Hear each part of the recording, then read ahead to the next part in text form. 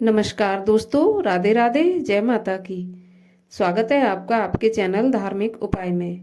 तो आज के इस वीडियो में हम सुनेंगे माघ मास के महात्म के 20वें अध्याय की कथा, जिसमें लोमस ऋषि का पुण्य क्षेत्रों में स्नान का वर्णन किया गया है।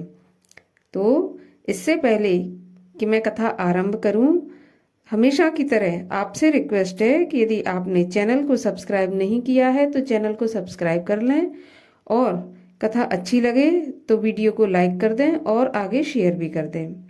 तो चलिए अब हम सुनते हैं माघ मास के महात्म के 20वें अध्याय की कथा। वेद निधि जी बोले, हे महर्षि, उस धर्म को कहिए जिससे ये बालक शाप की प्रबल अग्नि के दुख से मुक्त हो जाएं।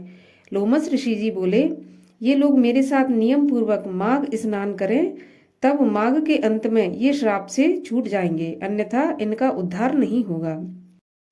हे ब्राह्मण, मुझे यह पूर्ण निश्चय है कि पुण्य तीर्थ में माघ स्नान करने मात्र से ही लोगों का पिछले 7 जन्म का किया हुआ पाप तथा वर्तमान जन्म का पाप भी नष्ट हो जाता है। मुनि लोग जिस पाप का कोई प्रायश्चित नहीं देख पाते, उसका प्रायश्चित उत्तम तीर्थ में माघ स्नान ही बतलाते हैं।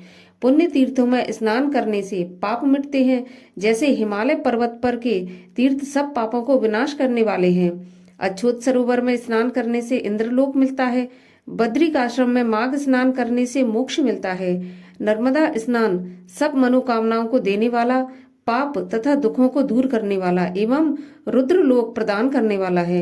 यमुना में माघ स्नान सब पाप नष्ट कर सूर्य लोक प्रदान करने वाला है। सरस्वती नदी में स्नान करने वाला सब पाप नष्ट कर ब्रह्मलोक की प्राप्ति करता है। हे ब्राह्मण, विशाला नदी में माघ स्नान का परम फल होता है। यह पाप रूपी ईंधन को दावानल के समान है और गर्भवास के पापों को नष्ट करता है।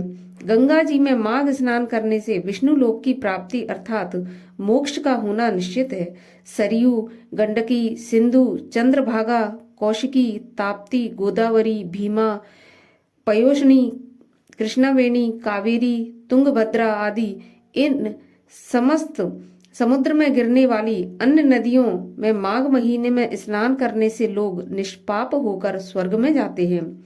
नैमिषारण्य में स्नान करने से विष्णु भगवान की स्वरूपता, पुष्कर में ब्रह्मा का सामीप्य तथा कुरुक्षेत्र में माघ महीने में स्नान करने से इंद्रलोक प्राप्त होता है।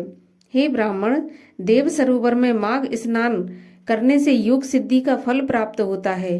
मकर के सूर्य में प्रभास तीर्थ में स्नान करने से रुद्रगण होता है। हे विप्रवर, प्रथुदक में स्नान करने से वैष्णव पद की और देवकी में स्नान करने से मनुष्य देव शरीर प्राप्त करता है। हे ब्राह्मण, गोमती में स्नान करने से पुनर्जन्म नहीं होता। हेमकूट, महाकाल, ओमकारेश्वर, अमरकंटक, नीलकंठ और अर्बुद में स्नान करने से रुद्रलोक के ऐश्वर्यों को प्राप्त करता है। हे ब्राह्मण, मकर की संक्रांति के सूर्य में मनुष्य चाहे जिस नदी में स्नान करे, उसकी सारी इच्छाएं पूरी होती हैं। हे ब्राह्मण, प्रयाग में माघ स्नान बड़े भाग्य से प्राप्त होता है, जहां पर स्नान करके लोग गर्भ के कष्टों की वेदना नहीं भोगते, अर्थात विष्णु के पास रहते हैं। राजसूय और अश्वमेध यज्ञ के फल से भी बढ़कर माघ का स्नान फल बताया गया है।